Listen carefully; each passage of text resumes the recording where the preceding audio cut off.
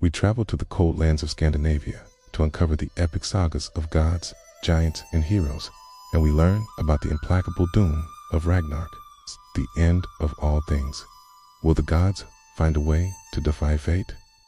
Join us as we explore the grand, interconnected world of Norse mythology.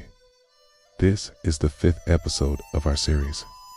If you want to watch it in order, you should start from the first episode, available on our channel. Now, let's begin.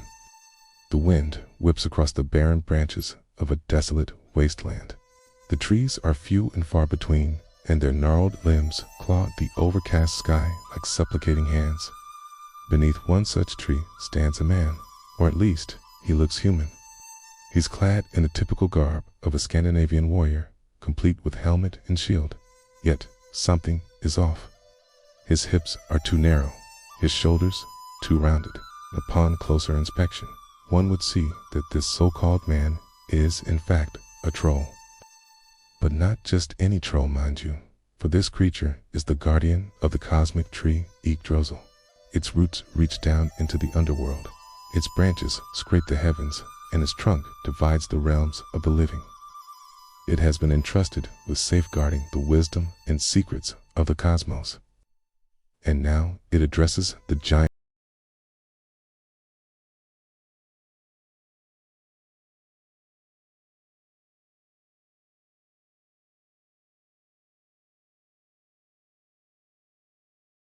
peril. The Midgard serpent, also known as Jormungandr, is the embodiment of chaos, and as such, it delights in spreading ruin and destruction wherever it goes. It coils around the trunk of the tree, hissing defiance at the guardian before slithering away.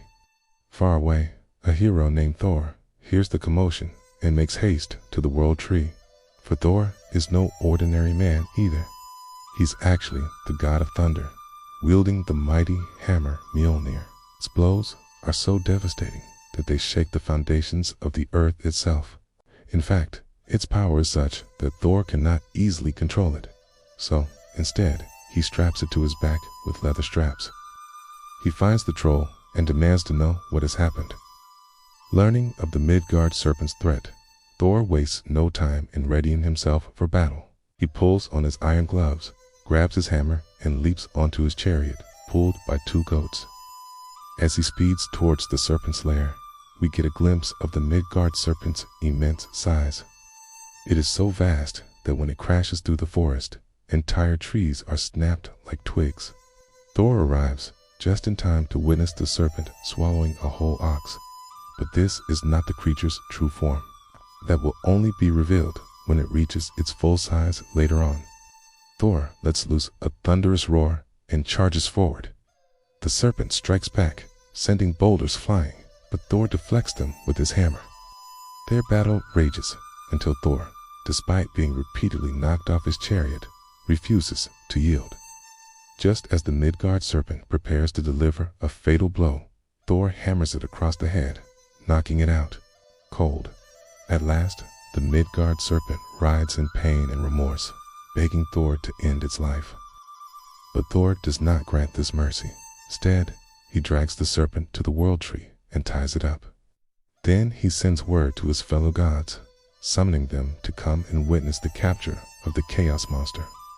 They gather together and prepare to sacrifice the serpent, but it tricks them at the last moment by transforming itself into a small mouse. The gods are confused, wondering if they have truly vanquished such a powerful foe. Thor is skeptical, but still decides to take the mouse home with him. Little does he know that it is the same Midgard serpent, now in its true form. Meanwhile, the Midgard serpent's siblings, the wolf, Fenrir, and the great ship Naglfar, are stirring. The wolf stirs from its slumber beneath the roots of the world tree and shakes the foundations of the earth. Meanwhile, Naglfar creaks as it begins to assemble itself from the fingernails and toenails of the dead. These are ominous signs that the end of days is drawing near. As Ragnarok approaches, we turn our attention to another fearsome beast, the fire demon Surtur. He takes the form of a giant whose flaming sword is so hot that it melts mountains. Even the Midgard serpent, wolf, Fenrir, and the great ship Nagafar must flee in the face of his awesome power. The three siblings regroup in a hidden cave, plotting their revenge. They send a giant to steal Thor's hammer, Mjolnir, which they believe will give them the edge they need in the upcoming battle. Loki, god of mischief, overhears their plan and sets about thwarting it. He dresses Thor as a bride and then goes to the giant's lair, trading Thor's hammer for the giant's iron gloves. When Thor realizes what has happened, he is furious, but there is nothing to be done. The hammer has been stolen, and without it, he is powerless. Loki suggests that they go to Utgard, the land of the giants, and try to get it back. There, Loki challenges the Giant King to a drinking contest, which he wins easily. Next, he engages the king's daughter in a hand wrestling match, but she proves to be too strong. However, when he points out that she is using her left hand, she agrees to a rematch. With her right hand, Loki pretends to lose again, but he actually manages to tie her up. She calls for her brother, who comes to rescue her, but Loki defeats him with ease, taking back the hammer as payment for the bet. With the hammer returned to Thor, Loki's work is done. He bids farewell to the gods and heads home, but little does he know that he has inadvertently caused the death of Balder, son of Odin. In the process, we now return to the great tree Yggdrasil, where Odin, the supreme god of wisdom, has been hanging upside down for 9 nights in order to gain knowledge. Suddenly, his eye begins to twitch, and he sees a vision of the future. Ragnarok is fast approaching, and there is no hope of stopping it.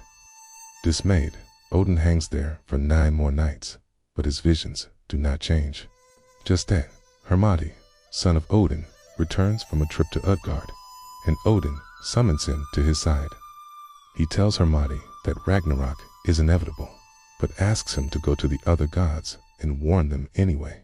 Hermodi rides his horse to the hall of the Vanir gods and delivers Odin's message. They are shocked, but determined to fight. The gods gather their weapons and prepare for battle. At the same time, the Midgard serpent rises from the sea. It is so massive that its tail crashes into the mountaintops, creating earthquakes. People flee in terror as the serpent rears its head and lets out a deafening roar. This is a signal for Ragnarok to begin. Thor is enraged and charges forth, but the Midgard serpent is simply too powerful.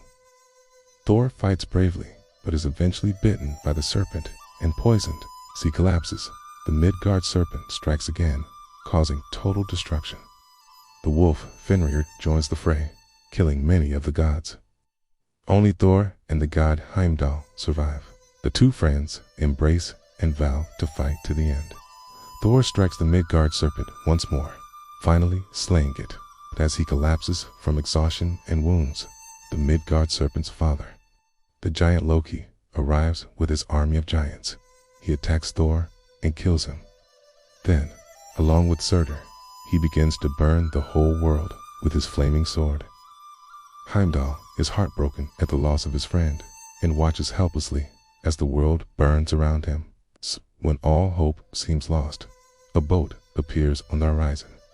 It is the ship Naglfar, piloted by the surviving Vanir gods. Heimdall runs to meet them, and together they sail away to a far-off island. There they regroup and prepare to fight another day. From the ashes of the old world, a new race of humans emerges, and with them, a new pantheon of gods. The cycle of death and rebirth begins anew. And so, the story of Ragnarok, the end of days, comes to an end. Hey, all you cool cats and kittens, hope you enjoyed today's episode. Don't forget to hit that subscribe button if you haven't already. You'll get to see all sorts of cool stuff. Just click on that bell icon and you'll be notified every time we upload a new video. You can also check us out on social media.